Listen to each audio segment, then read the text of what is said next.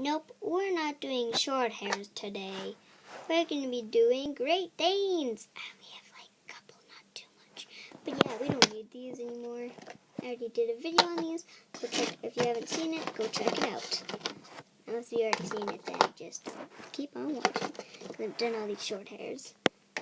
I think I have more, but like, I didn't realize I just had that. But apparently, that's all I had. I think I had more, but I traded some and that jazz. So I'm going to do all my Great Danes. Here's my first one. Got some toilet paper on. We got some. So he got some like gems on his. He got a ring, and then he got 2 in his ear, and that's him. He got a blue magnet. He's very adorable.